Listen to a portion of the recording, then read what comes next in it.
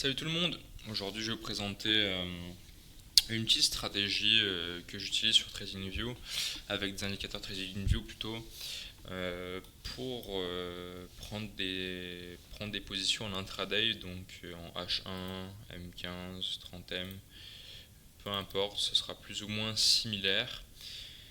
Hop, moi je vais mettre en H1 pour l'exemple sur Bitcoin. Donc trois indicateurs que j'aime pas mal. Les trois sont custom, d'accord? C'est pas des indicateurs de base de TradingView, c'est des indicateurs de la communauté. Je vous mettrai les liens en description. Premièrement, j'utilise le Bollinger Bands. Donc le Bollinger Bands, super intéressant pour nous montrer la volatilité du marché. Donc plus les bandes sont élargies, plus le marché est volatile. Vous voyez comme ici, on a eu une assez belle chute quand même. On est passé de 123K à 116K, un beau petit dump. Donc les bandes sont assez larges. Ensuite, autre indicateur qui est custom et qui donne vraiment beaucoup d'infos et qui donne même des signaux, ça va être le MACD. Donc le MACD, celui-là en fait, il combine donc des moyennes mobiles. Donc vous voyez la ligne verte, la ligne jaune en fait, c'est des moyennes mobiles. Donc la ligne jaune, c'est une moyenne mobile 50 et l'autre, celle qui est plus large, c'est une moyenne mobile 200. Donc c'est des moyennes mobiles, ça va venir lisser en fait le prix tout simplement pour pouvoir mieux lire le marché, mieux voir ce qui se passe. Donc vous voyez quand on a un pump, bah, les deux elles pump en fait. Sauf que comme une moyenne mobile prend une plus grande période de temps que l'autre, bah, elles sont pas tout à fait exactes en fait. Et donc ce qu'on va chercher à avoir, c'est quand l'une va croiser l'autre. Et donc là, ça va nous donner un signal. Par exemple, lorsque la moyenne mobile à plus grande période va passer sous l'autre, sous la petite période, la petite moyenne mobile, bah, c'est un signal potentiellement vendeur. Je dis bien potentiellement parce qu'on peut avoir des faux signaux, évidemment, c'est pas magique. Mais là, pour cet exemple-ci, si on regarde qu'est-ce qui se passe, on a fait un super gros pump, on est allé au-dessus des Bollinger Bands carrément, donc grosse volatilité.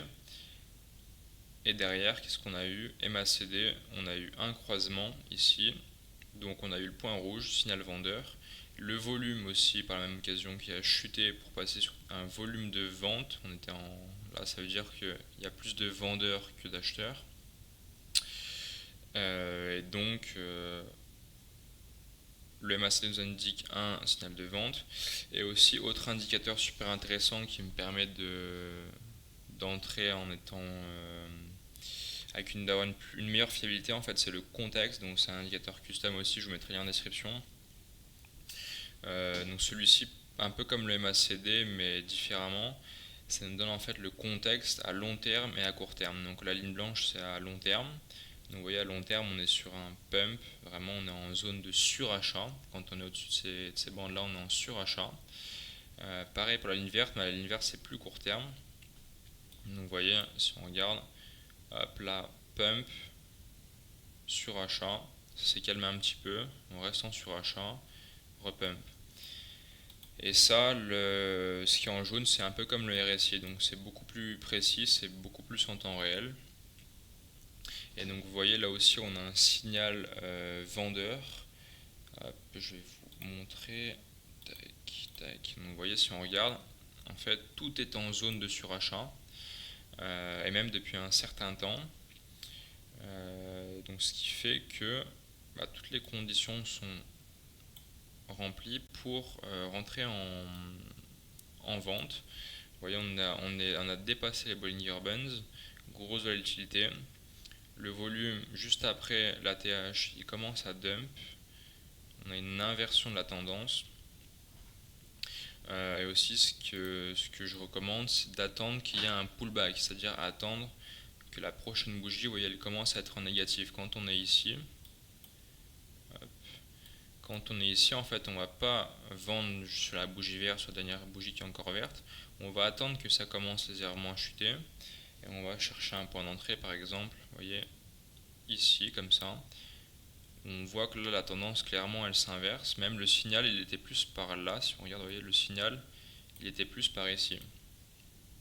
Vous voyez, on attend vraiment d'être sûr d'avoir une confirmation qu'il il y a une inversion à tendance. Donc certes, l'entrée ne va pas être parfaite, là il y aura déjà un petit pourcentage qui va se faire, mais c'est pas grave. Et derrière, quand est-ce qu'on va close la position? On va regarder pareil quand il y aura une inversion, quand le dump il va se finir. Donc là on voit que, vous voyez à ce niveau-là, on voit que la tendance elle repart un peu à la hausse, ça fait comme un creux et ça repart. Pareil ici, vous voyez ici ça repart, on repart où les acheteurs sont plus forts. Les acheteurs deviennent plus forts ici, vous voyez à ce niveau-là. Et du coup on peut potentiellement prendre un take profit, voilà, sur ces zones-là. On voit que ça a dump, ça repump légèrement vite fait, on a 2-3 bougies vertes, on prend le take profit. Voilà, ça c'est un exemple. Aussi ce qu'on peut regarder ça va être des figures chartistes, donc si on a des triangles de compression, sinon si on a un range, etc. Je vous ferai une prochaine vidéo sur ça. Mais en tout cas, voilà, une bonne stratégie avec un maximum de fiabilité. Donc on combine plusieurs indicateurs pour éviter les faux signaux. Ce que je fais aussi, ce que je recommande, c'est maximum 2 voire 3% de votre capital. D'accord, pas plus. Et un effet levier de maximum 10, d'accord. Est très important de mettre un stop loss. Donc un stop loss, qu'est-ce qu'on va faire? Pour le mettre, l'idéal en général, ça va être de chercher une précédente zone. Mais sauf que là, comme on est en ATH, c'est assez compliqué. Donc si on est sur une situation d'ATH où il n'y a jamais eu d'historique à ce niveau-là, on va mettre juste un stop loss, vous voyez, un petit peu au-dessus. Par exemple, si je prends, admettons, une entrée ici, sur cette zone-là, je dis là je vais short. Ok, là j'espère que le prix va descendre, je short. Par exemple, je peux me dire je vais mettre un stop loss ici, au cas où c'était un faux signal. Vous voyez, admettons là c'est un faux signal, finalement ça ne dumpe pas et ça repart à la hausse. Ok, je mets un stop loss, il est assez serré. Et on a un bon RR. Donc un RR, qu'est-ce que c'est? C'est un risque ratio. Vous voyez, si je vous montre, position short, on se met ici plus ou moins, on met la cible. Et en fait là on va connaître le risque ratio. Alors tac, on va dire pas trop gourmand, on va dire take profit ici. Et je mets un stop loss ici. Ok. Donc là j'ai ma position short avec un stop loss, un take profit. Donc là pourquoi le RR il est intéressant? Vous voyez, il nous donne le RR. Le ratio risque-récompense, donc on a un RR de 4,87, de près de 5. Donc plus le RR est élevé, plus vous prenez pas beaucoup de risques pour un profit potentiellement élevé. Vous voyez ce que je veux dire? Donc plus la partie rouge sera faible, le stop loss sera à proximité du point d'entrée, et plus la zone verte sera élevée, plus le trade est intéressant, d'accord? Alors après, bien sûr, il ne faut pas que ce soit fantaisiste, il ne faut pas se dire, faut pas le mettre au pif, il ne faut pas faire ça, je le mets au pif, non. Il faut que ça soit pris intelligemment, des zones intelligentes en fonction des indicateurs qu'on a, d'accord?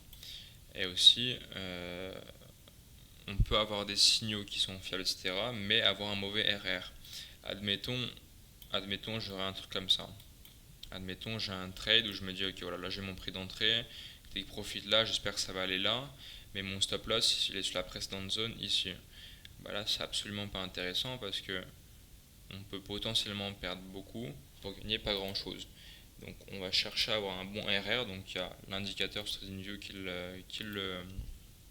vous le calcule à votre place. En fait, c'est super bien foutu. Par exemple, si je prends un autre exemple, tac. Vous voyez là, je vous montre un exemple d'un signal qui est un peu moins intéressant. Je me mets là, position longue. Là, j'ai un signal d'achat. Le contexte, il est en survente.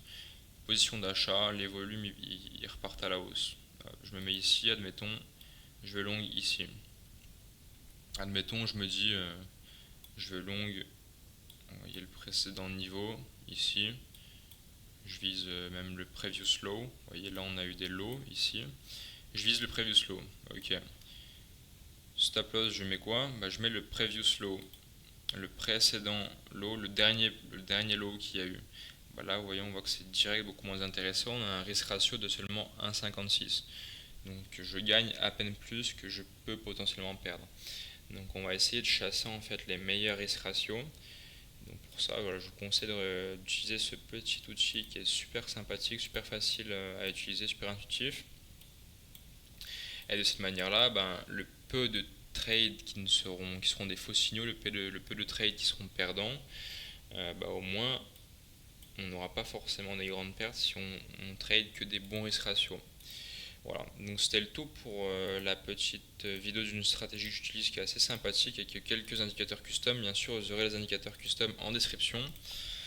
Si vous voulez accéder à des signaux via un script assez puissant avec 80% de win rate, vous avez le lien de mon site internet en bio, CryptoGang.